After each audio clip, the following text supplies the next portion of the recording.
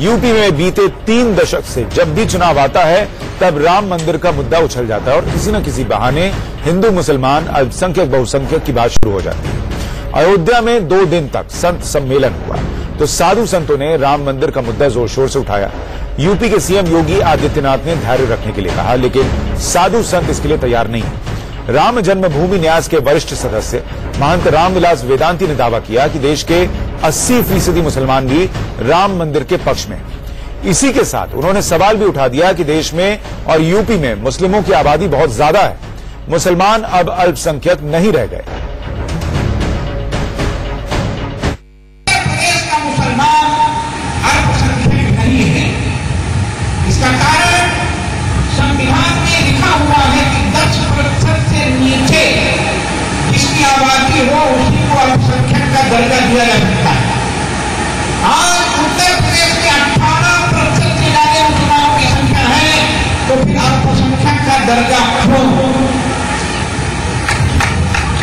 अल्पसंख्यक का दर्जा समाप्त करना चाहिए। सुप्रीम कोर्ट और हाई कोर्ट की बात को इन देश के तथाकथित मुसलमानों ने नकार दिया। महंत वेदांती अगर मुसलमानों को अल्पसंख्यक मानने के लिए तैयार नहीं है। यूपी के सीएम योगी आदित्यनाथ को अलीगढ़ मुस्लिम यूनिवर्सिटी और जामिया मिलिया इस्लामिया यूनिवर्सिटी के अल्पसंख्यक दर्जे से दिक्कत है। इसी हफ्ते योगी ने कहा है कि अल्पसंख्यक दर्जे के नाम पर अलीगढ़ और जामिया यूनिवर्सिटी में आरक्षण लागू नहीं किया जाता। यह अल्पसंख्यक के नाम पर छूट जो मिल रही है वो बंद होनी चाहिए। जो लोग कह रहे हैं कि दलितों का अपमान हो रहा, उनसे पूछा जाना चाहिए कि आखिर दलित भाइयों को अलीगढ़ मुस्लिम विश्वविद्यालय और जामिया मिलिया विश्वविद्यालय में भी आरक्षण का लाभ मिलना चाहिए। इस बात को कब उठाने का कार्य वो करेंगे? आगे इन विश्वविद्यालयों में सुविधा क्यों नहीं मिलनी चाहिए? अगर काशी हिंदू विश्वविद्यालय में दलित और पिछड़े छात्रों को आरक्षण की सुविधा का लाभ मिल सकता है, तो अलीगढ़ मुस्लिम विश्वविद्यालय में क्यों नहीं? तो अब सवाल उठ रहे हैं और इन सवालों के पीछे क्या कोई सियासत भी है या फिर वाकई इस देश में अगर मुसलमानों की आबादी बढ़ रही है तो उन्हें अल्पसंख्यक का दर्जा क्यों दिया जाए? इस पर चर्चा करने के लिए हमारे साथ डॉक्टर रामविलास वेदांती जुड़ रहे हैं, वरिष्ठ सदस्य हैं राम जन्मभूमि न्यास के। हमारे साथ विजय शंकर तिवारी हैं, वीएचपी के प्रवक्ता हैं। अश्विनी उपाध्याय हैं जो कि पिटिशनर हैं और बीजेपी के नेता भी हैं। सूफियान निजामी साहब हैं, प्रेसिडेंट हैं मुस्लिम डेवलपमेंट फाउंडेशन के। और मौलाना अंसार रजा हैं, चेयरमैन गरीब नवाज फाउंडेशन के। आप सभी का बहुत स्वागत है। वेदांती साहब, मेरा पहला सवाल आपसे ही है कि अगर मुसलमानों की आबादी बढ़कर 18% हुई तो वो एक दिन में तो हुई नहीं होगी। ये मुद्दा 2019 के पहले क्यों उठ रहा है और क्या इसी तरीके से देश के दूसरे हिस्सों में, चाहे आप पूर्वोत्तर की बात कर लीजिए जहां ईसाई धर्म जो है वो बहुत ज्यादा संख्या में है, तो उनसे भी अल्पसंख्यक का दर्जा छीना जाना चाहिए या सिर्फ मुसलमानों से?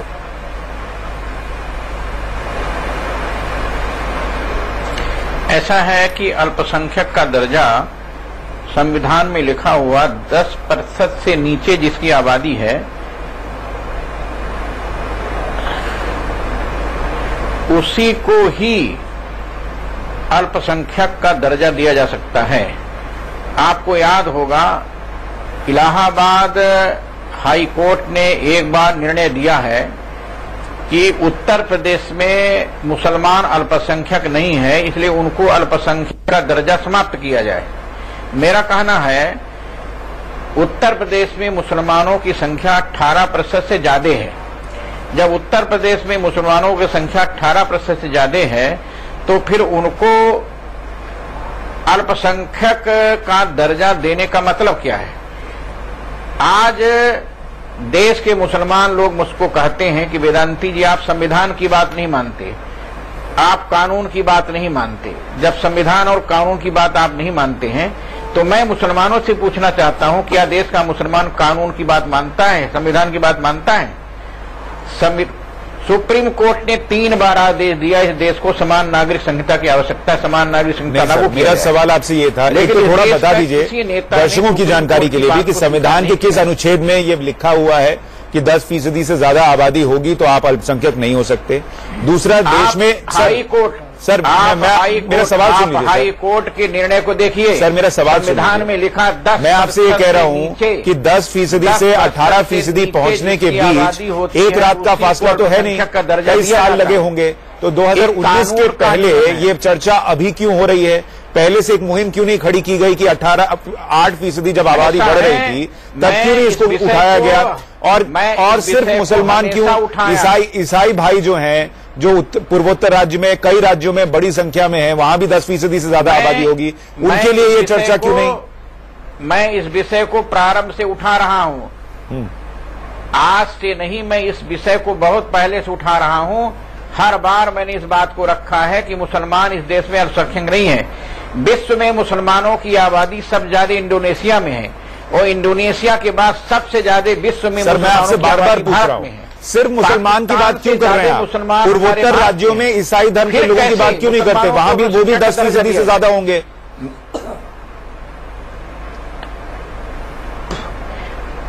10% से कम जहां पर आबादी है, चाहे जिसकी आबादी हो। हाँ, तो जिसकी बोलिए ना, आप सिर्फ मुसलमानों की बात क्यों कर रहे हैं? मैं यही तो पूछ रहा हूँ आपसे। अल्पसंख्यक का दर्जा दिया जाए तो चाहे ईसाई हो, चाहे मुसलमान हो, चाहे हिंदू हो, चाहे सिख हो, ठीक है, चाहे यहूदी हो, उनको अल्पसंख्यक का दर्जा दिया जाए। ठीक है, मैं संविधान का उल्लंघन नहीं करता। आप संविधान पढ़ लीजिए। संविधान अश्विनी जी इसमें कुछ जोड़ना चाह रहे हैं। अश्विनी जी थोड़ा इसको तथ्यों के हिसाब से बताइए कि देश में दूसरे हिस्सों में क्या अल्पसंख्यक दर्जे को लेकर अदालतों का फैसला क्या कहता है, और क्या ये उत्तर प्रदेश के लिए सिर्फ हो सकता है, या अगर करना है तो पूरे देश में इसको एक तरीके से लेकर मैं बताऊं, एक तो आपने बहुत अच्छी डिबेट रखी सुशांत, इसलिए मैं आपको बधाई देता हूं। देश का मुसलमान अदालतों का फैसला नहीं मानता, बहुत बड़ी, और हिंदू से कहता है कि अदालत का फैसला मानो। बहुत बड़ी विडंबना है सुशांत। हमारे समाज ने हमेशा अदालत के फैसला को स्वीकार किया है, लेकिन मुसलमान कभी अदालत के फैसलों को स्वीकार नहीं करते। सुशांत भाई, इस बात से तो मैं इत्तेफाक नहीं रखूंगा आपके, लेकिन अश्विनी जी जो कह रहे हैं उनको सुन लीजिए। सर, थोड़ा सा सुन लीजिए। सर, मैं ये कह रहा हूं, अगर संविधान का मसला है, जो कानून चलाते हैं, बनाते हैं, उन्होंने इतने साल में क्यों नहीं किया? अदालती फैसले का इंतजार क्यों करते हैं? अश्विनी जी को सुनिए जरा। सुशांत भाई, पहले मैं आपको यहाँ हिंदू मुसलमान की बात नहीं करूंगा। सुप्रीम कोर्ट में वकालत करता हूँ, और सुप्रीम कोर्ट मेरी याचिका है, ठीक है, और सुप्रीम कोर्ट ने नोटिस इशू किया है जहाँ सरकार को जवाब देना है। अब मैं आपको आता हूँ फैक्ट पे।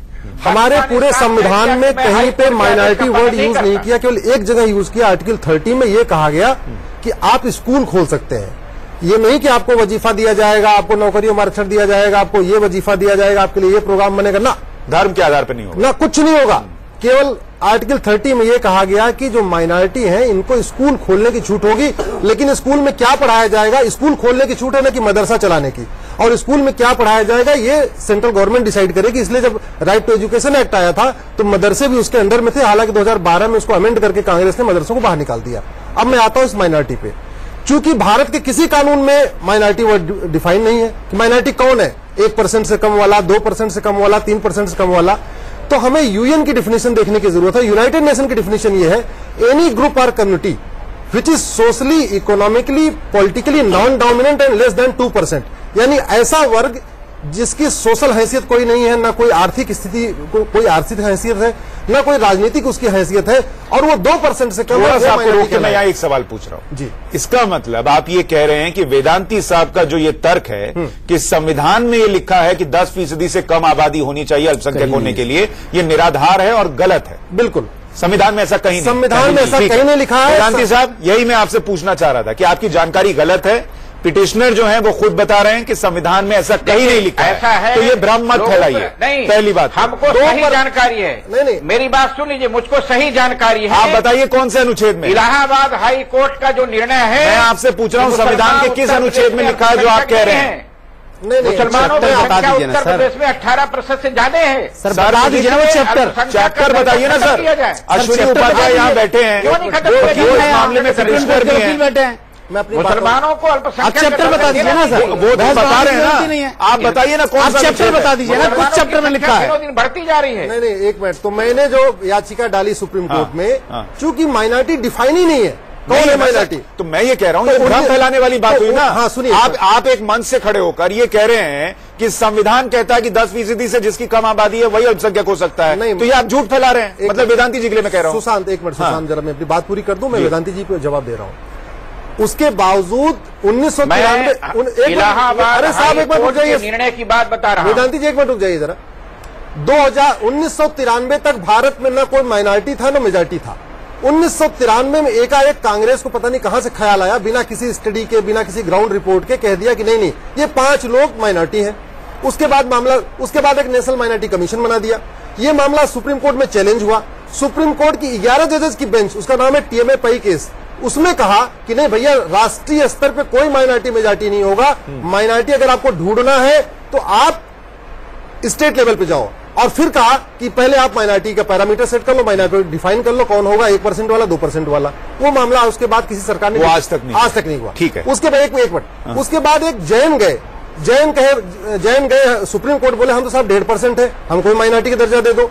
फिर 2005 में 3 जजेस का जजमेंट आया, बोले नहीं आप सोशली, इकोनॉमिकली, पॉलिटिकली, आप पॉलिटिकली डोमिनेंट भले नहीं हो लेकिन आप इकोनॉमिकली डोमिनेंट हो, आप अच्छे खासे बिजनेसमैन हो, आपके पास आप लोग बिजनेसमैन हो, भले आप 1.5% हो लेकिन आप चूंकि इकोनॉमिकली डोमिनेंट हो इसलिए आपको माइनॉरिटी का दर्जा नहीं मिलेगा। ये सुप्रीम कोर्ट का फैसला, सुप्रीम कोर्ट का 2005 का फैसला, उसका नाम है बाल पाटिल केस। ठीक है। उसके बाद 2014 में फिर कांग्रेस ने फिर वही काम किया कि इनको भी दर्जा दे दिया। बेसिक जो सबसे बड़ी जरूरत यह है, सबसे पहले भारत में माइनॉरिटी डिफाइन करने की जरूरत है। अगर नहीं डिफाइन करेंगे तो सुप्रीम कोर्ट, हाई कोर्ट हमेशा यूएन की जो डिफिनेशन। मौलाना अंसार रजा, मुझे ये बताइए कि एक कम्युनिटी जो कि संविधान में जैसा कि बता रहे हैं अश्विनी जी कि कहीं जिक्र नहीं अल्पसंख्यक कौन होना चाहिए, अगर एक आबादी, एक वर्ग की आबादी 18% के आसपास है और उसमें से कुछ लोग बेहतर कर रहे हैं, तो क्या आपको अल्पसंख्यक होना चाहिए? सुशांत जी, मैंने पहली बात तो एक बात बता दूं, वेदांती महाराज जो बैठे हैं मैं इनकी बहुत इज्जत करता हूं और हमारा मजहब सिखाता है कि किसी के भी मजहब का बुजुर्ग हो उसका एहतराम होना चाहिए।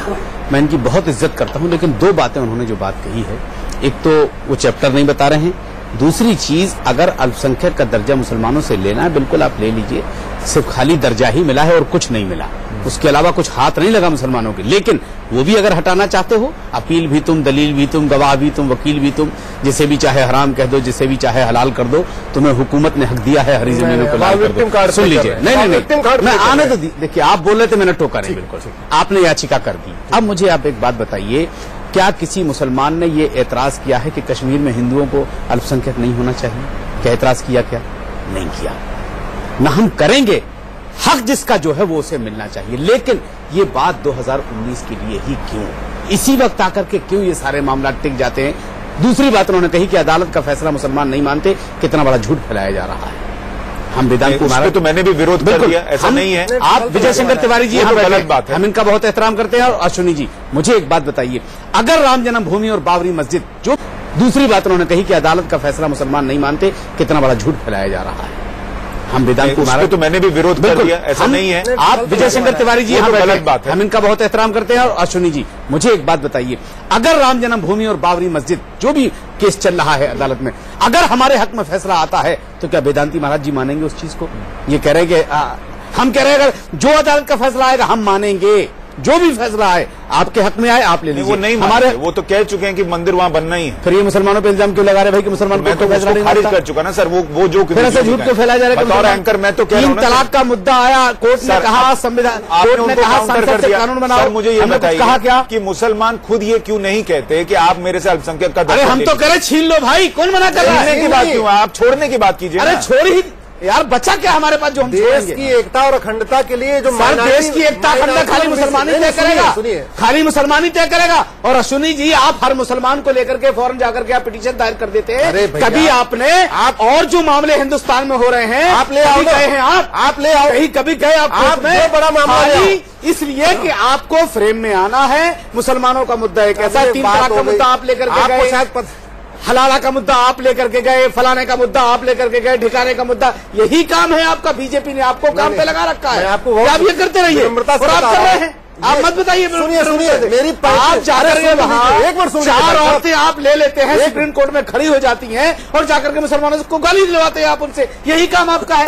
इसके अलावा रहा क्या है आपके पास? सर सुप्रीम कोर्ट 4 महिलाओं को सुन के फैसला नहीं सुनाता ना। क्या बात करें तो सुप्रीम कोर्ट अश्विनी उपाध्याय जाए, चाहे मैं जाऊं, चाहे आप जाए, वहाँ दरवाजे सबके लिए खुले हुए हैं, वो दरवाजे सबके लिए खुले हैं ना सर। ये हलाला को लेकर के गए कि नहीं गए कोर्ट? अरे तुमको गलत लगता होगा, आपको तो खुश होना चाहिए कि हिंदू धर्म में भी कोई है जो हमारे फायदे रहा है। छोड़ेंगे, ये अपना उल्लू सीधा कर रहा है भाई साहब। अरे भैया, मैं हमारा मुस्लिम बहनों के लिए गया, मुस्लिम बहनों के लिए गया। कोई मुस्लिम बहनों के लिए गया है तो ये जो मर रही है मुसलमान बहनें, भूखों मर रही है, उनके लिए भी चाहिए ना। उस पे अरे मैंने आपको उसके लिए भी बताया चाहिए। नहीं, आप क्या चाहते हो कि पूरे देश सच्चर कमेटी की जो रिपोर्ट है उन मुस्लिम बहनों के लिए भी चाहिए। वो जो मुस्लिम महिलाएं भूख से मर रही हैं उसके लिए आप क्या कर रहे हैं? नहीं, हम क्या करें? सारा ठेका उनके लिए यही करेंगे। रखा है ना हिंदू मुसलमान का।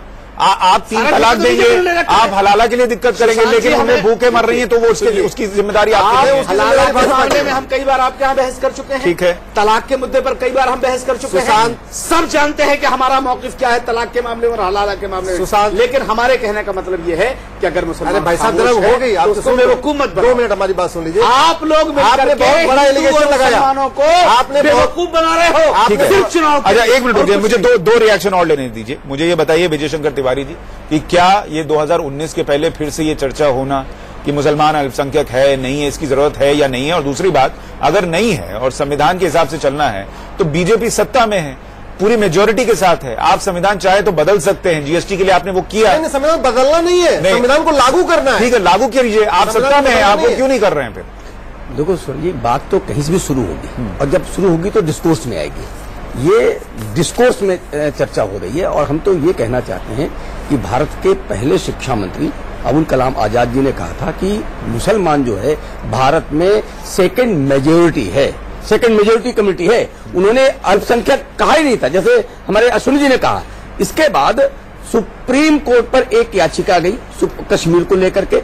सुप्रीम कोर्ट ने कहा कि कश्मीर की जो सरकार है और भारत सरकार है इस दिशा में बैठना चाहिए, क्योंकि 2011 में JNK की जो आबादी है 68% वहां मुस्लिम आबादी है, तो वहां अल्पसंख्यक तो है नहीं। लेकिन आज तक नहीं बैठे। अभी हमारे मित्र कह रहे थे, हमारे अंसार भाई, कि हम उसको छोड़ने के लिए तैयार हैं। वो बैठे नहीं, आज तक आप छोड़ने की बात करते हैं। अगर बैठते तो इस विषय में विचार होता। पूरा का पूरा 7 सिस्टर हिंदू समाज पूरा का पूरा अल्पसंख्यक हो गया है, उस पर चर्चा नहीं होती है। सर मैं ये पूछ रहा हूँ, कैसे पूरा मैं ये पूछ रहा हूँ कि ये मौजूदा सरकार 4 साल से सत्ता में है, मेजोरिटी के साथ है। अगर उनको लगता है कि अल्पसंख्यक का दर्जा नहीं मिलना चाहिए, चाहे मुसलमान को ना मिले, चाहे ईसाई को ना मिले या किसी और को नहीं मिले, तो उस पर फैसला क्यों नहीं लिया? नहीं, बिल्कुल अब इस दिशा में जाना चाहिए और इस दिशा में बढ़ना चाहिए। अब जाना चाहिए 2019 के पहले। देखो ऐसा है कि कोई भी समय 2019 नहीं होता, कोई 2018 नहीं होता। हर साल चुनाव होते हैं, कभी किसी प्रदेश का होता है, कभी सरकार का होता है। तो चुनाव में किसी निर्णय प्रक्रिया को नहीं बांधना चाहिए सुशांत जी, क्योंकि आप बताइए कब चुनाव नहीं होते हैं? जब हम बात करेंगे चुनाव की बात आ जाएगी। मैं आऊंगा सर, एक निजामी साहब का भी रिएक्शन ले लूं। निजामी साहब, क्या आपको भी लगता है मौलाना अंसार रजा की तरह कि मुसलमानों को अल्पसंख्यक दर्जा खुद ही छोड़ देना चाहिए?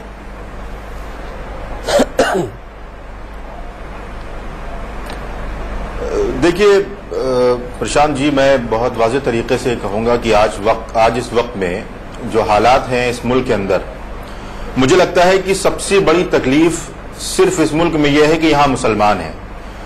कभी हमारी मस्जिद को मुनादिम किया जाता है, कभी माइनॉरिटी कैरेक्टर खत्म करने की बात की जाती है, कभी वोट न दे दिए तो पाकिस्तान भेजने की बात की जाती है।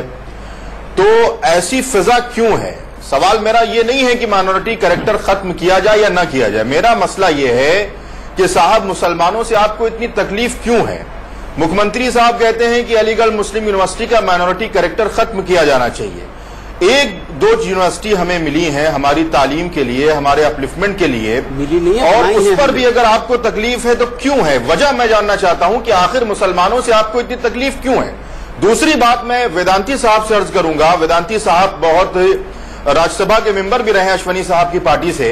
मैं ये कहूंगा कि इस मुल्क के अंदर, जैसे अंसार रजा साहब ने कहा है, कि सिर्फ मुसलमान ही माइनॉरिटी नहीं है। लक्षद्वीप में हिंदू भी है, जम्मू कश्मीर में हिंदू भी है, नागालैंड में हिंदू भी है। उसके बाद आप अगर मिजोरम की बात करें, वहां हिंदू भी है, ज्यूज भी हैं, ईसाई भी हैं, हमारे सिख भाई भी हैं। आपने किसी का नाम न लेकर सिर्फ मुसलमानों को इसलिए टारगेट किया है क्योंकि आपको पता है कि जो भी शख्स मुसलमानों के खिलाफ बोलता है उसको ये सरकार किसी न किसी बड़े ओहदे पर जरूर फायज करती है। आप लोग तो नहीं, पासपोर्ट बनवा लेते हैं। अब देखिए, आप लोग तो एक नया सिम कार्ड इसलिए प्ले कर रहा हूं कि गालियां भी हमने तो बनने दिया भाई। वो सरकार, तो सरकार ने क्यों बनने दिया? ठीक है, मैं एक छोटे से ब्रेक के बाद इस पर लौट रहा हूं, जल्द आ रहे हैं बने हुए महाबहस में।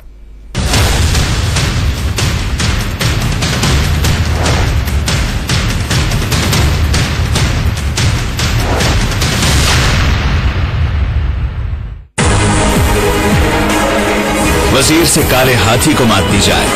शह और मात सिग्नेचर फाइनेस्ट पान मसाला। अनारदाना, हींग गोली, शोधित हरड़, हींग पेड़ा व पतंजलि पाचक की रेंज में एक नया टेस्ट का twist. Patanjali high kick candy. बढ़ते पोल्यूशन और बदलते मौसम के साथ सर्दी, खांसी, जुकाम एक आम बात है। ऐसे में लीजिए मुल्तानी कुका कफ सिरप, ताकि बदलते मौसम के साथ आप न बदले।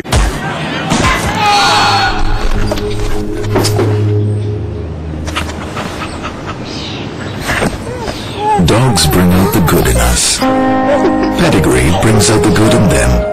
Feed the good. Garnier black naturals hair colour. इनके नेचुरल लुकिंग बालों का सीक्रेट। Almond oil, no ammonia formula, greys cover करे सिर्फ 15 मिनट और दे शाइनी नेचुरल लुकिंग बाल, ताकि आप कलर करो और किसी को पता न चले। Try Garnier black naturals.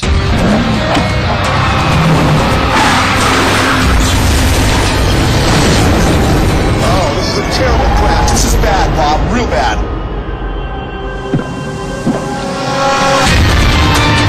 This is unbelievable. I've never seen anything like this. हमारा गियरबॉक्स जैम हो चुका है. It's over. Oh, look at that. Oh, God. Did you see that?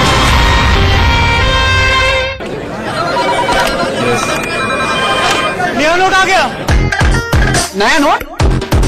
Note? सुना है नया नोट पुराने नोट से बड़ा है। नया नोट? वैसे पुराना नोट भी मस्त था। नया नोट तो इससे भी बेस्ट है। नया नोट कलर में है। अपना फेवरेट कलर तो ब्लैक है वो। Note? And here comes someone who's got his hands on India's Naya Note, sir. मस्त है।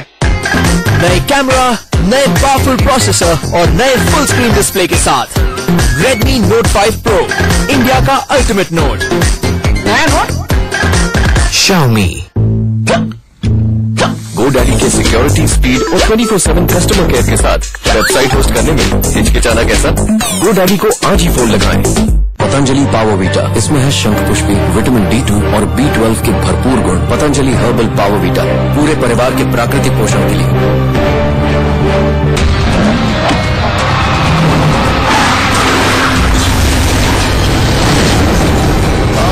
Terrible crash. This is bad, Bob. Real bad.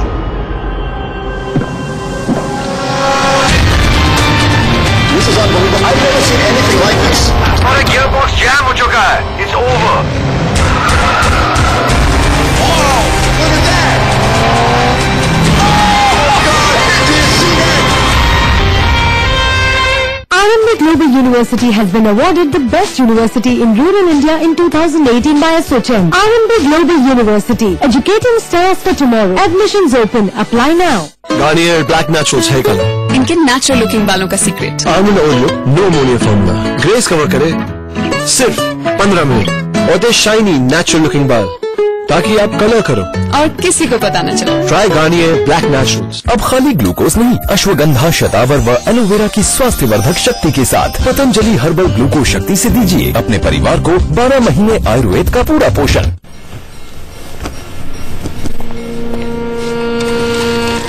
आ गई।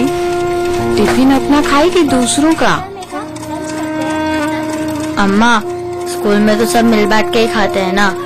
मन लगा के पढ़ाई की कि इधर उधर ताकती रही? इधर उधर काहे ताकेंगे? अच्छा, वो दूसरा कपड़ा लगा था, लगाई थी कि नहीं? आपकी बेटी पीरियड्स में जितना सहती है उतना कहती नहीं, इसलिए कपड़ा नहीं, स्टे फ्री सिक्योर। इसका कॉटनी पैड सूखे स्कूल के पूरे दिन का गीलापन सिर्फ 4 रुपए में।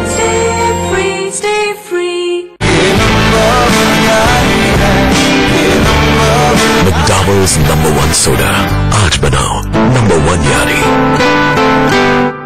कार बेचो बेस्ट प्राइस में, जो मिलेगा Cars 24 के ब्रांच में इंस्टेंट पेमेंट के साथ। Visit the nearest Cars 24 branch today.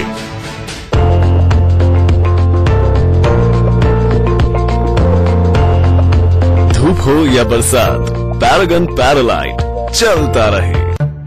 ये अपनी स्प्राइट की लाइफ पीना आसान नहीं है भैया।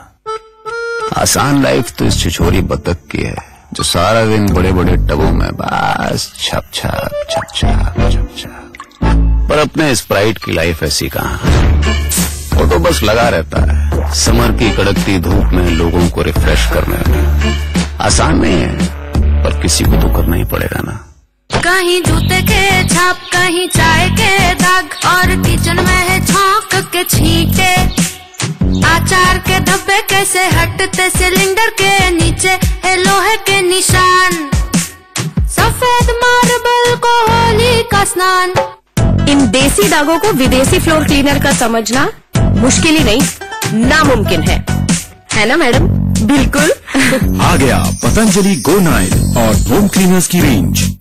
अगला आसन इंटेस्टाइन के लिए। इंटेस्टाइन में कौन इंटरेस्टेड है? सबको होना चाहिए, क्योंकि हमारी 70% इम्यूनिटी इंटेस्टाइन में ही है। याकुल्ट बुरे बैक्टीरिया घटा के और अच्छे बैक्टीरिया बढ़ा के इंटेस्टाइन को स्ट्रॉन्ग बनाता है। याकुल्ट आसन, यम्मी आसन। For better immunity, love your intestine with Yakult. छोटा हो सफर, चाहे लंबे फासले, अब रुकना नहीं, दुनिया बदले चले। नन्हे नन्हे कदमों में बड़े बड़े अरमान है, चलते निडर उड़ान पर अब खुले आसमान है। बैठे बैठे जिंदगी में होता नहीं कुछ भी, चट्टानों को चीरती चलती नदी ही।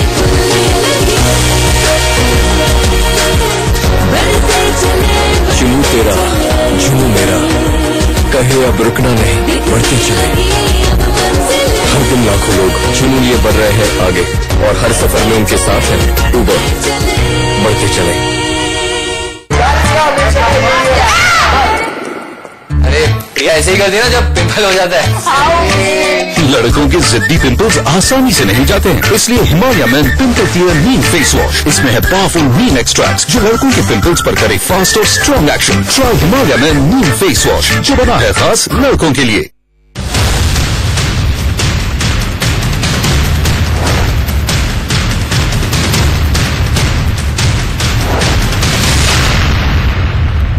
क्या इस देश में मुसलमान अल्पसंख्यक नहीं रह गए हैं? क्या आबादी के हिसाब से यह फैसला लेना चाहिए कि उनसे अल्पसंख्यक का दर्जा वापस ले लिया जाए?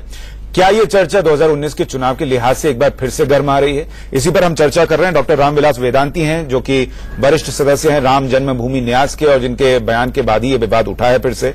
विजय शंकर तिवारी हैं, बीएचपी के प्रवक्ता। अश्वनी उपाध्याय, जो कि इस मामले में पिटिशनर भी हैं और बीजेपी के नेता भी हैं। सूफियान निजामी साहब हैं, प्रेसिडेंट हैं मुस्लिम डेवलपमेंट फाउंडेशन के, और मौलाना अंसार रजा, चेयरमैन गरीब नवाज फाउंडेशन के, हमारे साथ बने हुए हैं। मुझे एक बात बताइए अश्विनी जी, कि संविधान में आपने खुद कहा कि ऐसी कोई बात है ही नहीं कि अल्पसंख्यक किसको कहा जाए। आपकी सरकार इस वक्त नंबर्स के साथ केंद्र में मौजूद है। अगर उन्हें लगता है वाकई में कि मुसलमान अल्पसंख्यक नहीं रह गए, या पूर्वोत्तर के राज्यों में ईसाई नहीं रह गए, तो इस पर कोई निर्णय आप लोग क्यों नहीं ले लेते? संविधान में इसको लेकर क्यों नहीं आते? देखिए सुशांत, मैं एक डाटा आपके दर्शकों को बता दूं, लेकिन वो मेजॉरिटी कहलाते हैं। 96% वहां मुस्लिम है, वो माइनॉरिटी कहलाते हैं।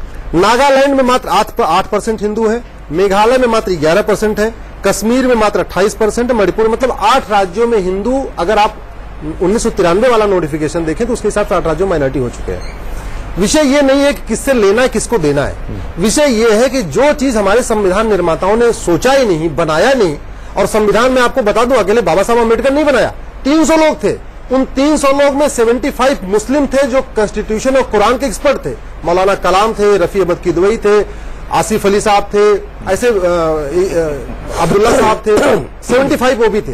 तो ये 300 लोगों ने जो मिलकर सोचा, सरदार पटेल थे, आपके डॉक्टर राजेंद्र प्रसाद थे, श्यामा प्रसाद मुखर्जी थे, ये सब लोग थे। उन्होंने केवल ये कहा कि चूंकि देश का अभी विभाजन हुआ है, उनको एक डर ये था कि हो सकता है कि चूंकि धर्म के आधार पर विभाजन हुआ है तो बाद में मुस्लिम्स को स्कूल खोलने की इजाजत नहीं मिले, तो उन्होंने एक प्रोटेक्शन दे दिया कि आप स्कूल खोलेंगे, लेकिन स्कूल में क्या पढ़ाएंगे ये सरकार तय करेगी। इनफैक्ट हमारे संविधान में तो यूनिफॉर्म एजुकेशन की बात है, तो सर यूनिफॉर्म सिविल कोड की बात है। महान लोगों का आप जिक्र कर रहे हैं कि उन्होंने बहुत दूरदर्शिता दिखाई और अल्पसंख्यकों के लिए ये प्रावधान किया कि आप अपने स्कूल कॉलेज खोल लीजिए ताकि आपको कम से कम एजुकेशन मिल सके। उससे फिर योगी जी को क्यों दिक्कत है? क्यों उनको लगता है माइनॉरिटी स्टेटस ले लेना चाहिए अलीगढ़ में? नहीं, योगी जी को आप मिसकोट कर रहे हैं सुशांत। योगी जी ने ये कहा कि जैसे BHU में रिजर्वेशन है दलितों का, ऐसे अलीगढ़ में भी होना चाहिए। और अलीगढ़ यूनिवर्सिटी के बारे में सुप्रीम कोर्ट कह चुका है, ये मामला सुप्रीम कोर्ट जा चुका है। सलमान खुर्शीद साहब इसको अलीगढ़ की तरफ से उसके वकील रह चुके हैं। सुप्रीम कोर्ट ने बोला कि जामिया मिलिया और अलीगढ़ यूनिवर्सिटी, ये जो जिस एक्ट के अंतर्गत इसका वहां पे इस्टेब्लिशमेंट हुआ है, वो माइनॉरिटी का ही नहीं है। ये शुरू से कभी माइनॉरिटी स्टेटस नहीं था, हम इसको माइनॉरिटी कहते रहे। एग्जाम्पल, जैसे हमारे संविधान में कहीं माइनॉरिटी डिफाइन है, न तो माइनॉरिटी का कोई जिक्र है। सर मुझे ये बता दीजिए, रजा साहब मैं आपको मौका दूंगा, मुझे सर मुझे एक चीज बता दीजिए, जब वो माइनॉरिटी स्टेटस उनको मिलना ही नहीं चाहिए, AMU को या जामिया मिलिया को, इसके अलावा अल्पसंख्यक के नाम पर मुसलमानों को क्या मिल रहा है जिससे वेदांती जी को दिक्कत है? नहीं, अल्पसंख्यक को क्या मिल रहा है मैं आपको बताऊं, करीब 75 योजनाएं हैं। बताइए 15, एक तो प्राइम मिनिस्टर का 15 पॉइंट प्रोग्राम है। दिक्कत इस बात की है, वेदांती जी एक मिनट, वेदांती जी एक मिनट रुक जाइए, नहीं मानता, हमको कानून की बात बनाने सर, ये कहाँ है कि मुसलमान कानून नहीं मानता?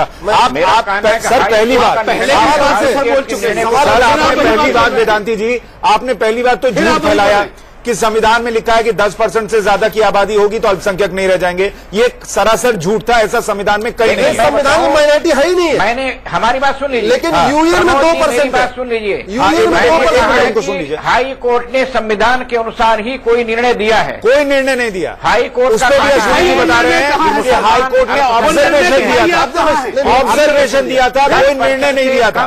हाई कोर्ट ऑब्जर्वेशन में बहुत कुछ लिखा है, पर वो इस देश के लिए कानून नहीं हो जाता। कानून तब होता है जब उस पर फैसला दे दिया हाई कोर्ट। तो आप मिसकोट कर रहे हैं और गलत जानकारी देकर भ्रम फैला रहे हैं। पहली बात आपको माफी मांगनी चाहिए। लेकिन सुशांत सुशांत आपके दर्शकों को ये पता होना चाहिए, आपके दर्शकों को फैसले वर्ल्ड वाइड चाहे अमेरिका हो चाहे अंसार भाई एक मिनट रुकिए, इस बात को क्यों नहीं स्वीकार करते? अरे एक मिनट वेदांती जी, एक मिनट सुनिए।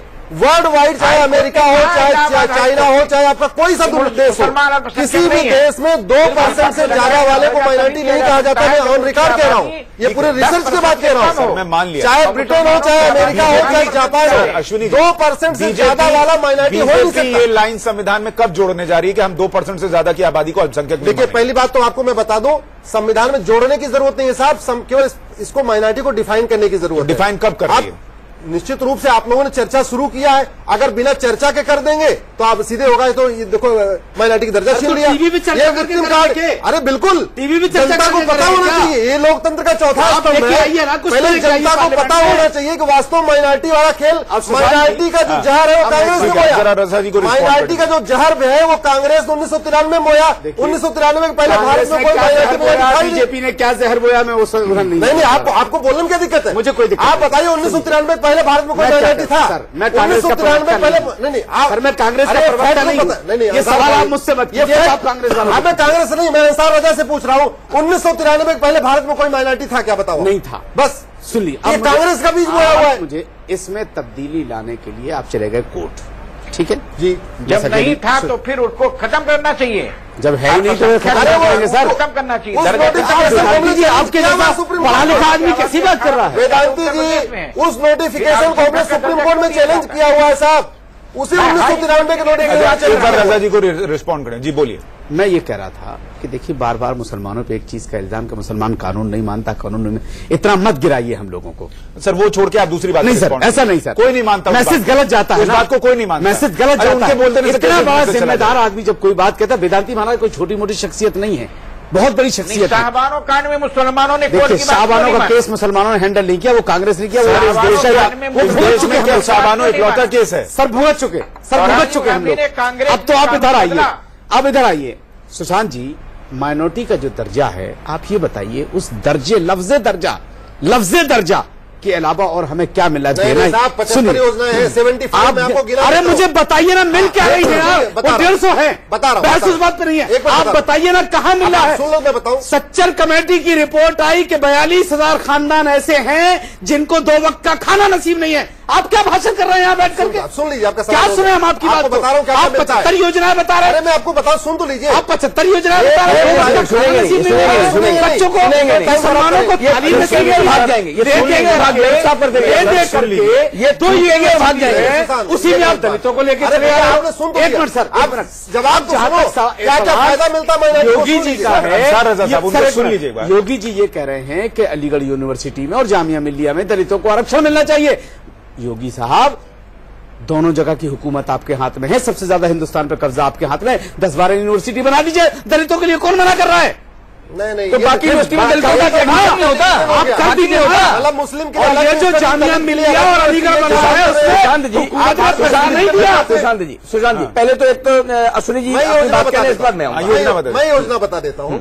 प्राइम मिनिस्टर का 15 पॉइंट प्रोग्राम है उसका। अरे मिल क्या रहा है योजना मत बताइए। क्या मिल रहा है आपको बता रहा हूँ, बताइए। 10-12वीं करने के बाद इंजीनियरिंग में एडमिशन लेने पे आपको 5 लाख मिलता है, डॉक्टरी करने पे आपको 10 लाख मिलता है। अगर आप इन्हें इंजीनियरिंग कंप्लीट कर लिया, आप अपना बिजनेस मुसलमानों को मिलता है। हाँ, सिर्फ मुसलमान नहीं, माइनॉरिटी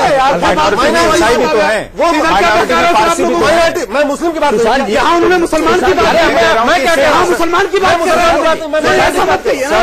मैं ये कह रहा हूँ तो ये दिक्कत अगर है तो सबसे ले लीजिए, सिर्फ मुसलमान से क्यों? माइनॉरिटीज को 25 लाख रुपए मिलता है इंजीनियरिंग करने के बाद अपना स्टार्टअप करने के लिए। सारे माइनॉरिटी को तो ऐसा बोलिए ना। तो वेदांती जी सिर्फ मुसलमानों की बात क्यों करते हैं? मैं समझ माइनॉरिटी कह रहा हूं। मैं बताता हूँ और एक आपको बता दूं कि ये मामला चैलेंज हुआ। सुशांत जी, पंजाब हाई कोर्ट ने पंजाब में सिखों का माइनॉरिटी का दर्जा इसीलिए खत्म कर दिया। ठीक है, विजय जी 2% से ज्यादा वाला कोई माइनॉरिटी नहीं हो सकता। सुशांत जी, ये समस्या केवल मुसलमानों के साथ क्यों है ये देश जानता है, पारसी के साथ क्यों नहीं है?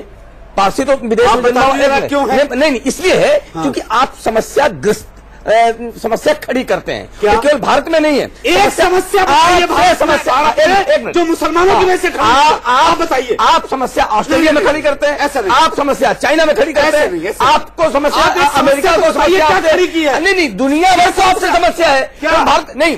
लंदन को आपसे समस्या है, समस्या नहीं है, समस्या ही समस्या है। आप समस्या ही समस्या है, और क्या है? आप समस्या अगर आप समस्या लेकिन मैं दर्शकों को फिर से याद दिला रहा हूं, संविधान में जैसा वेदांती जी ने कहा था कि संविधान में 10% से कम आबादी वाले लोग ही अल्पसंख्यक हो सकते हैं, ये बिल्कुल अनर्गल बयान है।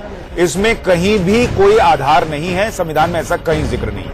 लेकिन इतना जरूर है कि इस पर चर्चा अगर हो रही है तो वो चर्चा आगे बढ़नी चाहिए और कायदे से मुकम्मल अंजाम तक पहुंचनी चाहिए कि किसको, अल्पसंख्यक सिर्फ मुसलमान नहीं है इस देश में, कई राज्यों में हिंदू भी हैं, कई राज्यों में ईसाई भी हैं, तो उन पर भी चर्चा होनी चाहिए, सिर्फ मुसलमान पे नहीं होनी चाहिए। आप सभी मेहमानों का इस चर्चा में जुड़ने के लिए बहुत शुक्रिया। महाबहस में आज के लिए इतना ही। नमस्कार।